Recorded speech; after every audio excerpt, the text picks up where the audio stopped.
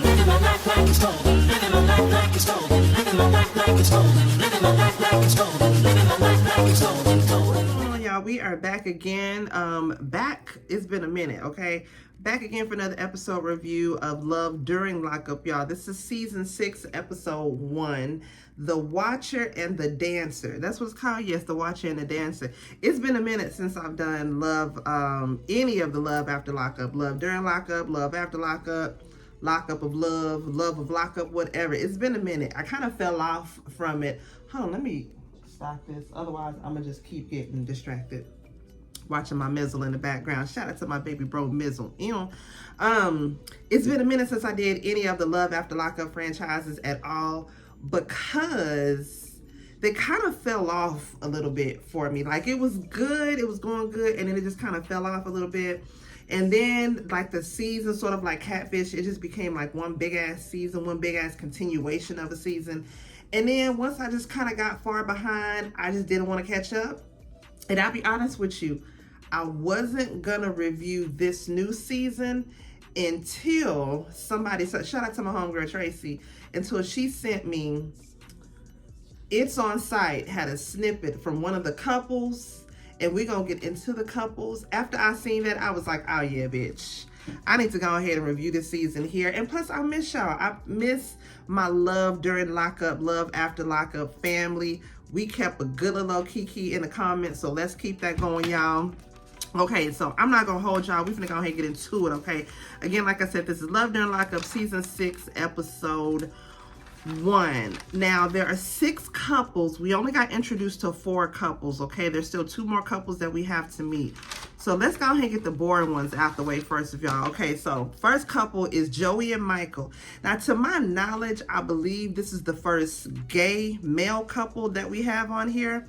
Now, we don't have females before. We had like Amanda and Puppy, although Amanda was with that guy until she ended up getting with Puppy. And really, what's the one? The one was with Marcelino. That's my favorite one. I forgot her. But she was like, she had a girlfriend that was the inside, and then they kind of got out, and then they kind of had a thing going, but then they got together no more. But as far as like couples went in there, you know what I'm saying? This is the first gay male couple that we have on here. Joey's 46. He been dating Michael, who's 40. Michael been locked up for drug trafficking, right?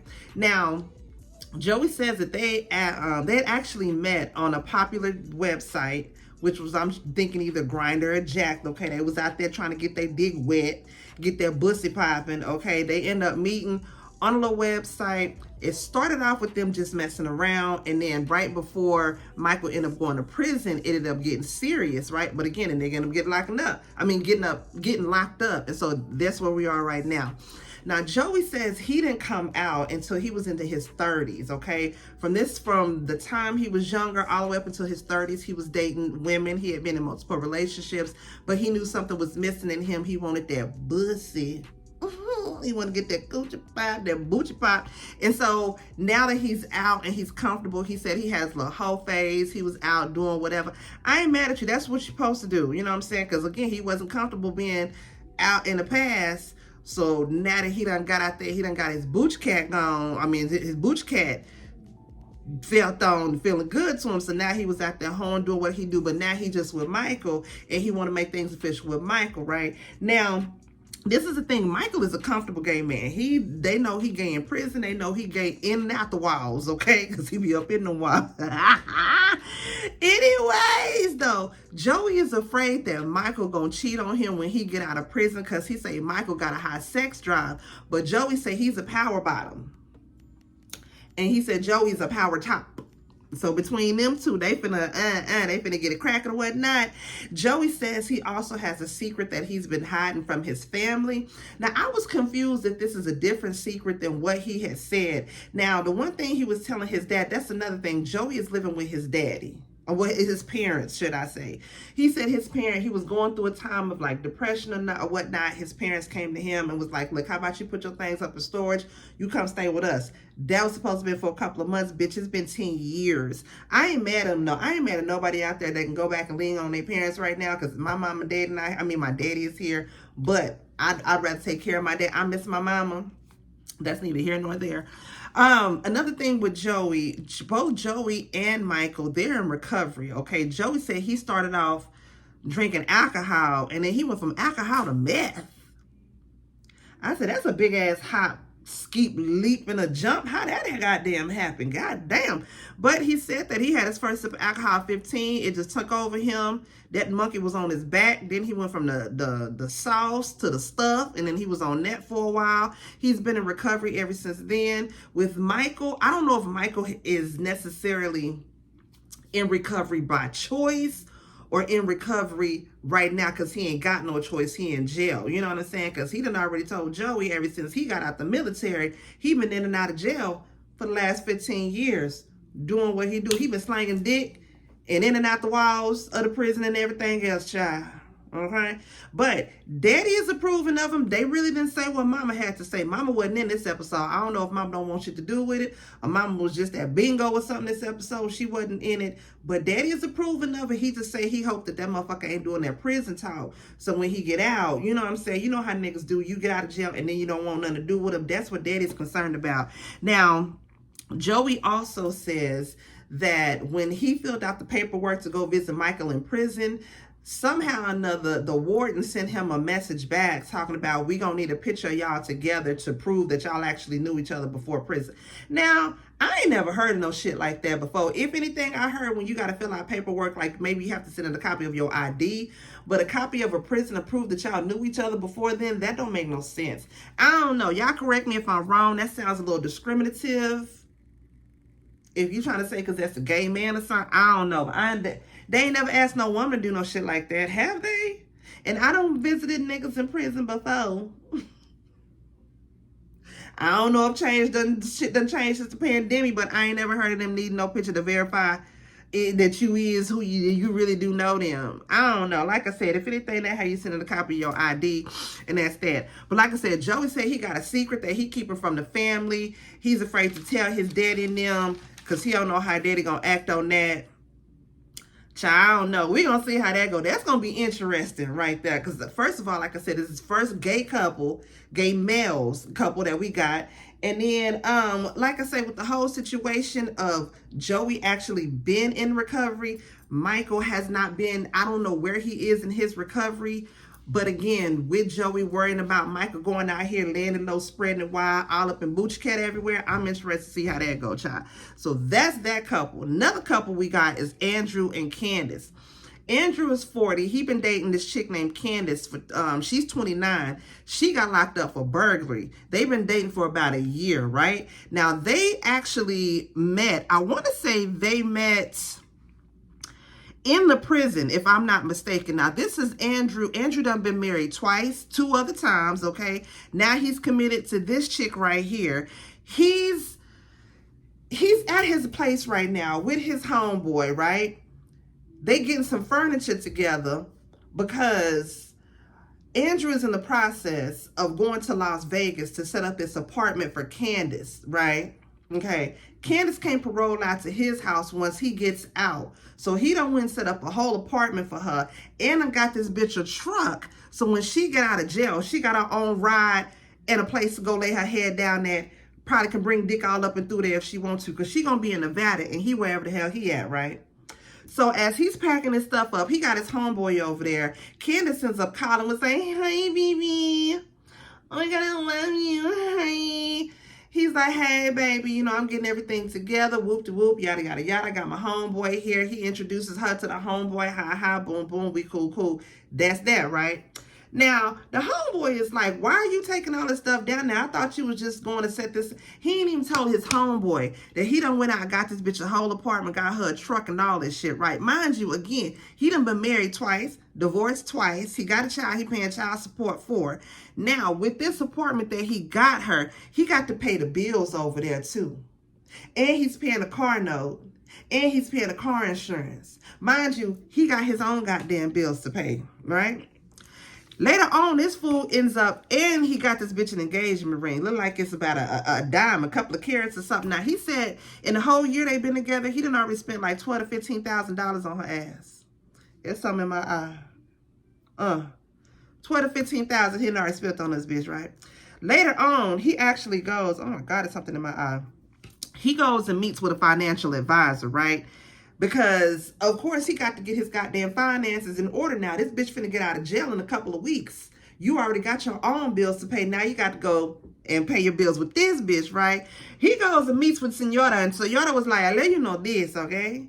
You spent too much money. You gonna be broke. You wanna be broke? Or you want money? She straight up and told him. Because this motherfucker says he's paying $1,300 a month for his mortgage. Her rent is $1,400 a month. So it's $100 more her rent, right?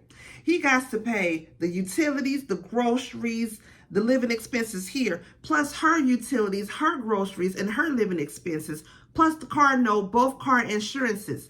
He's getting, I think he said he gets $6,800 a month, and altogether the bills is $6,200 a month. Give or take a couple, $400-$500.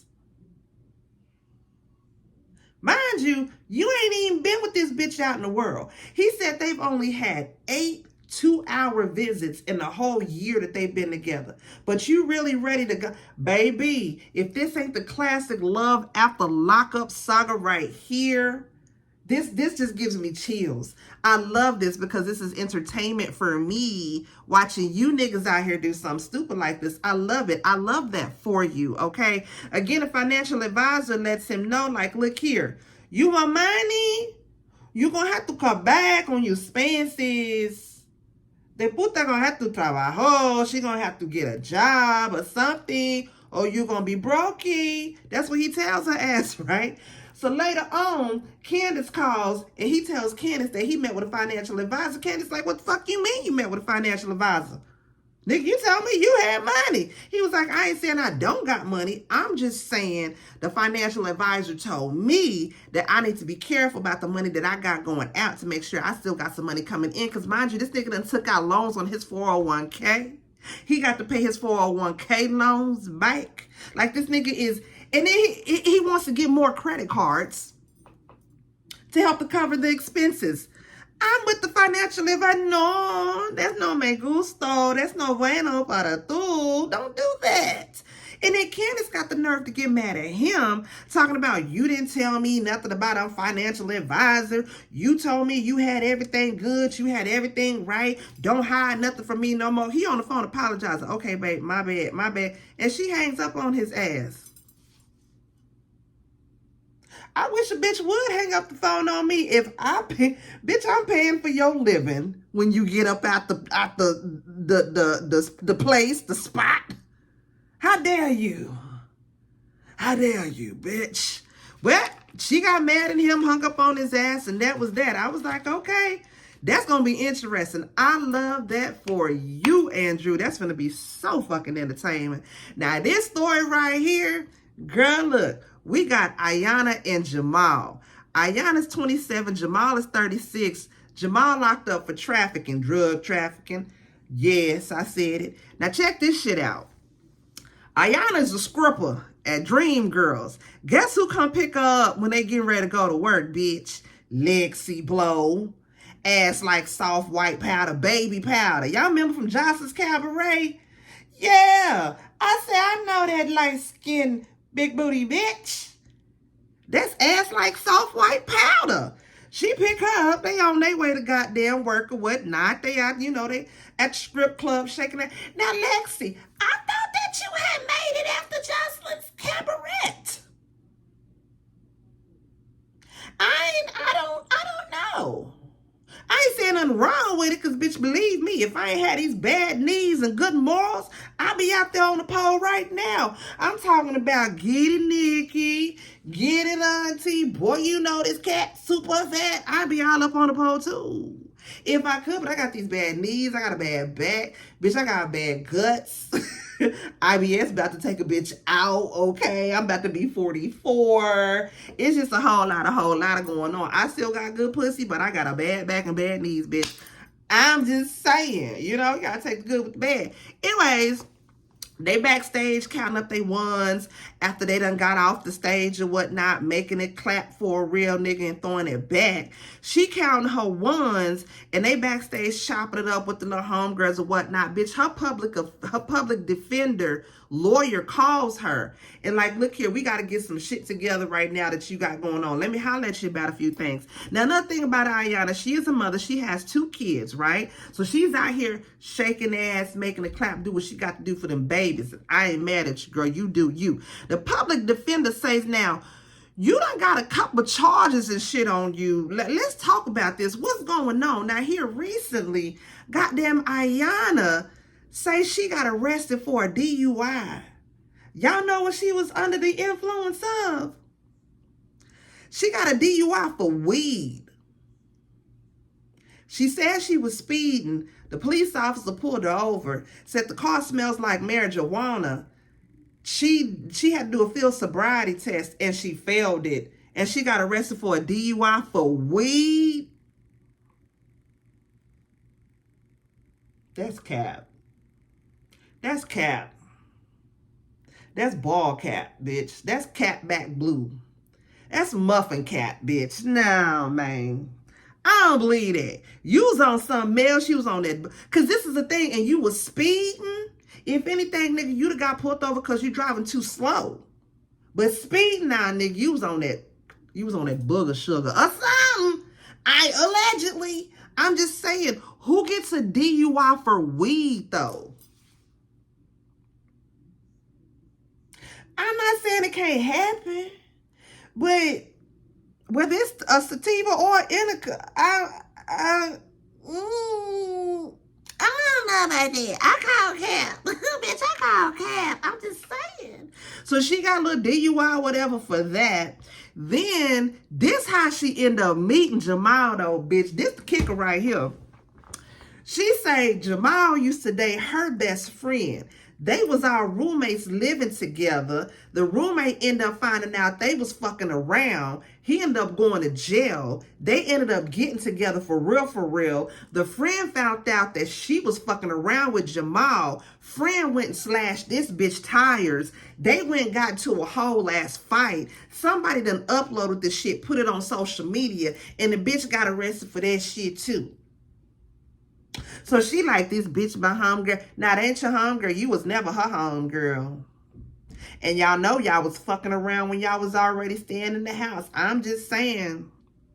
So her and the friend ain't friends no more, which they shouldn't be, because fuck that shit. So aside from her having been arrested for multiple fights and the DUI for weed, cap, public defender is like, look here, long story short, you're not going to be able to avoid no jail time. Either you're going to have to do anywhere from 15 to 90 days.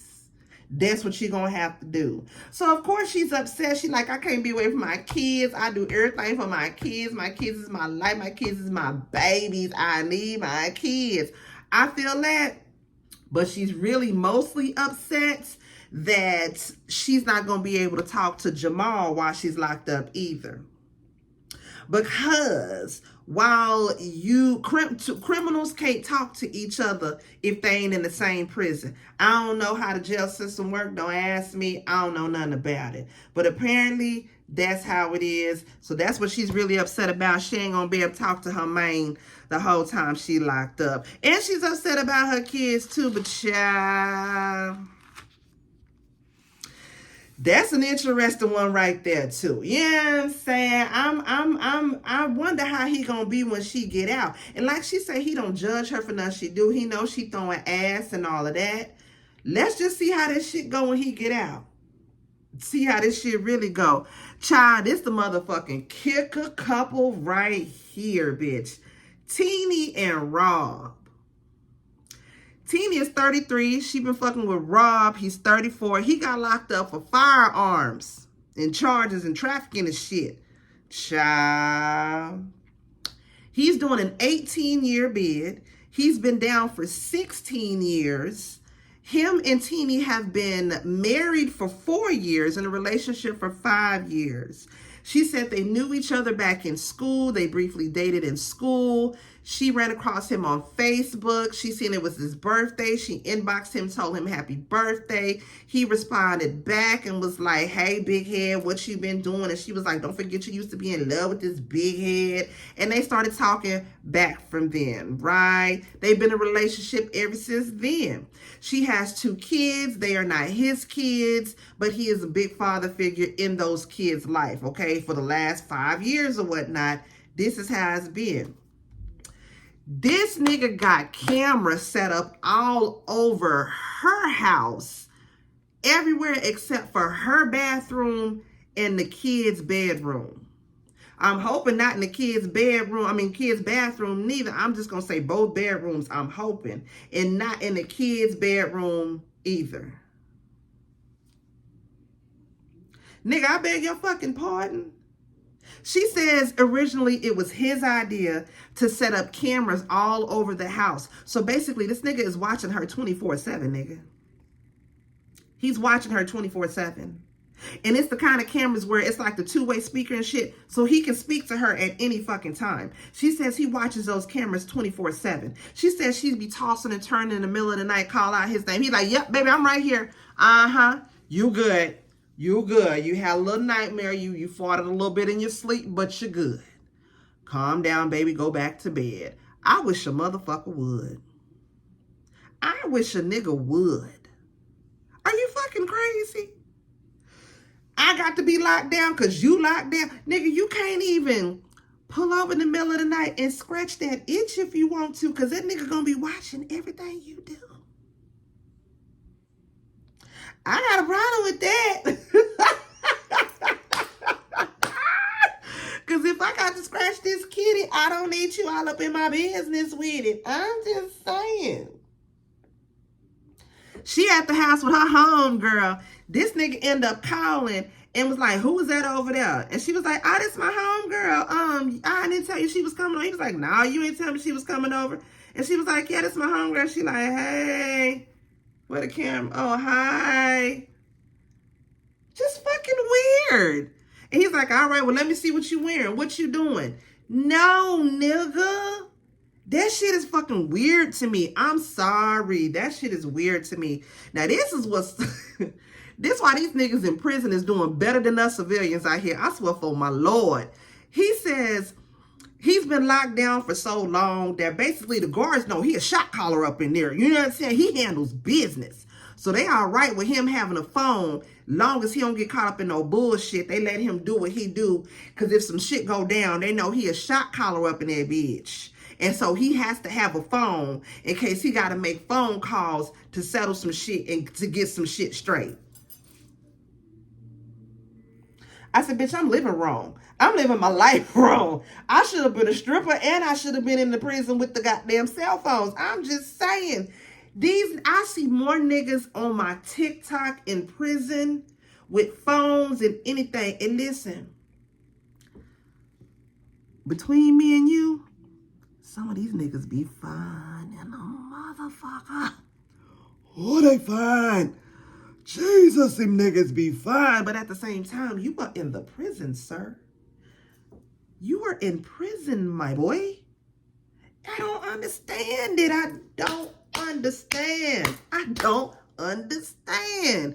But he said he a shot caller, big baller, 20-inch blades on Impala and shit up in there. So he got to do what he got to do, right? Now, she's packing up her clothes because her and her kids are getting ready to go to a visit to see him, right?